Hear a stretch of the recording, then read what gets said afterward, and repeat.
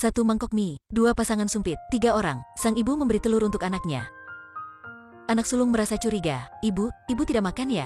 Ibu tidak lapar. Tuan warung berbisik pada suaminya. 3 orang makan 1 mangkok mie. Suaminya menyuruh dia jangan berkata lagi. Waktu itu sang anak sulung marah. Kamu tidak boleh makan banyak begitu. Ibu belum makan. Sang ibu tidak marah. Bertanya kepada anak bungsunya sudah kenyang belum. Katanya masih belum kenyang. Kata-kata biasa ini membuat si ibu bingung. Si anak sulung berkata, Ibu, nanti punya uang. Aku akan memberikan ibu dan adik makan mie setiap hari. Sang ibu bingung lagi, mulai melihat kedua anaknya. Sang ibu membersihkan meja. Katanya hanya perlu kalian berdua menurut. Kali lain aku akan terus membawa kalian berdua makan terus. Setelah itu dia mengeluarkan sedikit uang. Tuan saya mau bayar. Mangkok ini seharga 5 sen. Secara tenang dia membayar uang. Tapi matanya sedikit ragu. Mereka pergi. Di luar ada suara kembang api.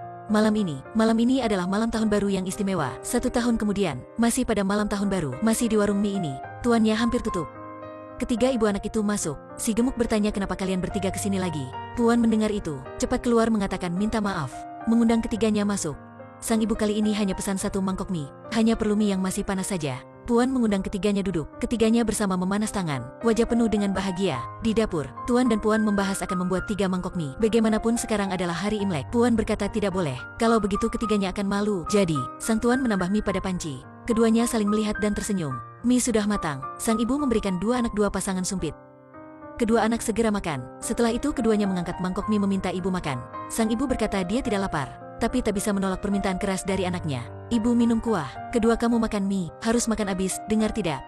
Selanjutnya, dia mengangkat mangkok kue dan minum kuah. Sang anak sulung waktu ibu menyadari, mie tahun ini terlihat lebih banyak daripada tahun kemarin. Sang ibu melihat dapur, dan mengeluarkan uang untuk membayar. Puan mendapati ini 10 sen, berkata harganya hanya 5 sen. Tapi sang ibu masih bersikukuh membayar 10 sen. Kedua anak menyuruh Puan menerimanya. Puan berkata hari ini sudah terlalu malam, mengantar ketiganya keluar, tak memiliki apapun untuk berterima kasih. Sang ibu menangis, menyuruh kedua anaknya membungkukkan kepala. Setelah itu, ketiganya berpegangan tangan bersama kembali ke rumah. Kemudian 1 tahun berlalu, baru saja Tuan berpisah dengan tamunya. Mendadak ingat sesuatu, cepat masuk warung. Mengambil kartu harga mie. Setelah itu menghapuskan nomor 8, mengganti jadi nomor 5. Puan sedikit cemburu, kenapa begitu peduli orang lain? Tuan menjelaskan, mungkin mereka adalah dewa keberuntungan menyamar ke sini untuk memberkati ya. Pada waktu itu, mereka sudah sampai, masih di meja 2, masih memesan mie. Tapi kali ini, adalah 2 mangkok mie. Tuan dalam dapur memasak 2 mangkok mie. Tapi saat ingin menutup panci, mendadak dia berhenti, dan menambah 1 porsi mie lagi. Kali ini kedua anak tidak makan dulu, tapi meminta ibunya mencoba dulu. Sang ibu akhirnya memakan mie. Dia berterima kasih pada anaknya. 2 tahun yang lalu, sang ayah mati dalam kecelakaan mobil, dan meninggalkan hutang yang besar. Sang ibu kesulitan bekerja di luar.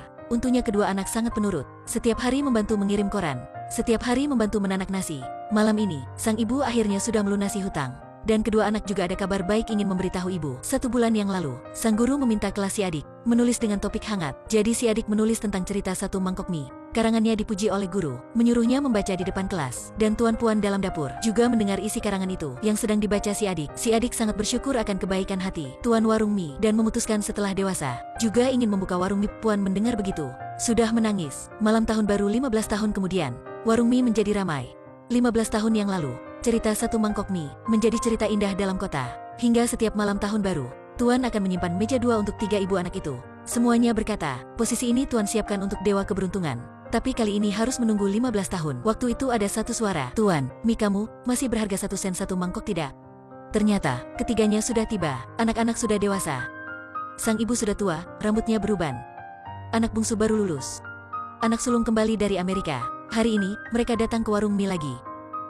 Masih di meja 2, masih 5 sen 1 mangkok mie. Tapi kali ini, mereka akhirnya bisa memesan 3 mangkok. Film yang menginspirasi ini, 1 mangkok mie, diproduksi oleh jurusan seni Universitas Media Cina, berdasarkan novel terkenal Jepang.